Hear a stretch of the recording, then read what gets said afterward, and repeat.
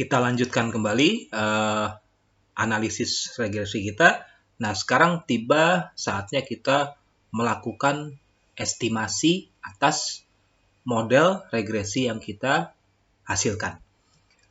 Kita telah melakukan uji asumsi klasik terdiri dari uji autokorelasi, uji normalitas, uji multikoliniaritas, uji heteroskedastisitas.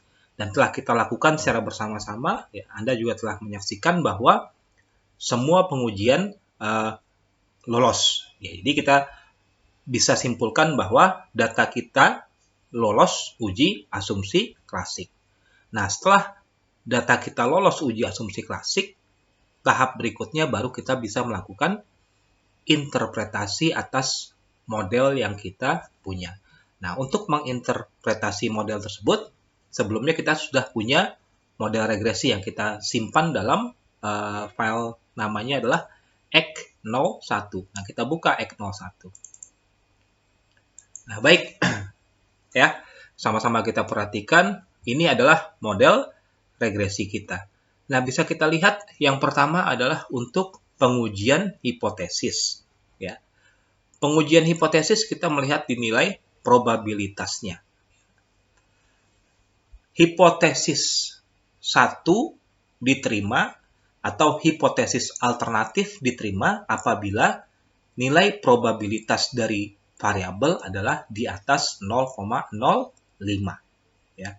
Apabila nilai probabilitas dari variabel, hipotesis alternatif diterima apabila nilai probabilitas dari variabel adalah di bawah 0,05. Ya. Nah, apabila nilainya di atas 0,05, maka kita adalah menolak hipotesis alternatif dan menerima hipotesis 0 kita. Nah, dalam hal ini kita lihat inflasi. Nilai probabilitasnya adalah 0,0377. Nah, kita bisa lihat bahwa ini berada di bawah 0,05.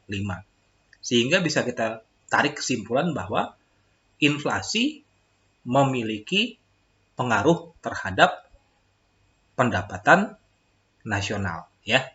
Nah, kenapa dia memiliki pengaruh? Karena probabilitasnya signifikan, ditandai dengan nilainya di bawah 0,05. Nah, kita lihat lagi, inflasi itu pengaruhnya negatif atau positif. Nah, lihat angka di koefisiennya. Pada koefisiennya kita temukan angka plus, ya, tidak ada minusnya di situ. Plus. Berarti kita bisa katakan bahwa inflasi berpengaruh positif terhadap pendapatan nasional. Jika tingkat inflasi naik, maka pendapatan nasional juga ikut naik. Nah, berarti ini kita bisa simpulkan nih bahwa inflasi memiliki pengaruh yang positif terhadap peningkatan pendapatan nasional. Pengaruhnya adalah signifikan. Yang kedua adalah kurs. Nah, kita lihat kurs ternyata juga di bawah 0,05. Berarti kurs mempengaruhi tingkat pendapatan nasional. Nah, bagaimana pengaruhnya? Nah, kita lihat di depan kurs, angka kurs itu koefisiennya ada tanda negatif. Nah, berarti bisa kita simpulkan bagaimana?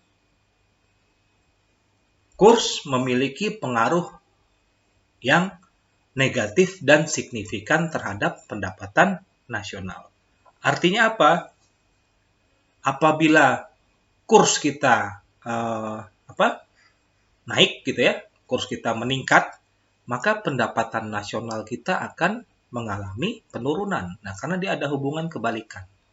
Kurs naik, pendapatan nasional akan turun. Sebaliknya, kurs turun, pendapatan nasional akan naik.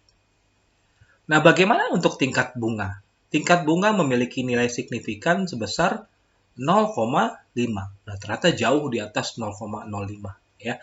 Berarti untuk pengujian kita bisa kita simpulkan adalah suku bunga tidak memiliki pengaruh terhadap pendapatan nasional. Suku bunga akan naik atau turun, dia tidak memiliki dampak terhadap pendapatan nasional. Demikian. Berikutnya uang kartal. Nah, uang kartal ini bisa kita lihat pengaruhnya adalah Wah, signifikan sekali ya, 0,0000. Artinya, uang kartal memiliki pengaruh terhadap tingkat pendapatan nasional. Bagaimana pengaruhnya? Pengaruhnya bisa kita lihat, ada tidak tanda minus di depannya? Tidak ada ya, yang ada adalah tanda plus. Nah, berarti kita bisa simpulkan apa? Uang kartal memiliki pengaruh yang positif ya terhadap kenaikan pendapatan nasional. Semakin banyak jumlah uang kartal yang beredar, maka semakin meningkat tingkat pendapatan nasional. Itu adalah untuk uji T statistik. Uji T ini untuk uji hipotesis ya, hipotesis yang Anda buat. Berikutnya adalah uji koefisien determinasi. Nah, kita gunakan nilainya adalah nilai R-square. Nah, R-square yang ini. R-square. R-square ini berapa angkanya? 0,9975. Apa maknanya? Artinya bahwa inflasi, kurs, suku bunga, dan uang kartal mampu menjelaskan 99,7% variasi pendapatan nasional. Sisanya berarti berapa tuh? 0,0025% ya, kecil sekali ya, dipengaruhi oleh faktor lain. Nah, artinya dengan 4 variabel ini, perilaku pendapatan nasional sudah bisa dijelaskan sebanyak 99,75%. Itu makna dari R-square. Kemudian uji simultan. Uji simultan kita gunakan F statistik ya. Nilai F statistik kita lihat probabilitasnya. Probabilitasnya ternyata juga di bawah 0,05. Berarti apa yang bisa kita tarik kesimpulan dari sini adalah bahwa inflasi, kurs, suku bunga, dan uang kartal secara simultan memiliki pengaruh terhadap pendapatan nasional. Nah, jadi teman-teman, untuk pengujian hipotesis itulah langkah-langkahnya. Yang pertama, uji T ya. Uji T itu berarti uji masing-masing variabel, lihat probabilitasnya, kemudian uji koefisien determinasi, lihat berapa besarnya keempat variabel tersebut dalam menjelaskan perubahan dari nilai Y. Semakin tinggi nilai R-square, semakin bagus persamaan tersebut. Berarti semakin akurat dalam memprediksikan nilai variabel terikat. Berikutnya adalah uji simultan. Nah, kita gunakan nilai F atau statistik F. Lihat probabilitasnya, apabila nilainya di bawah 0,05, maka bisa kita tarik kesimpulan secara simultan keseluruhan variabel bebas ya, keseluruhan variabel bebas itu memiliki pengaruh terhadap tingkat pendapatan nasional. Oke, gampang kan ya?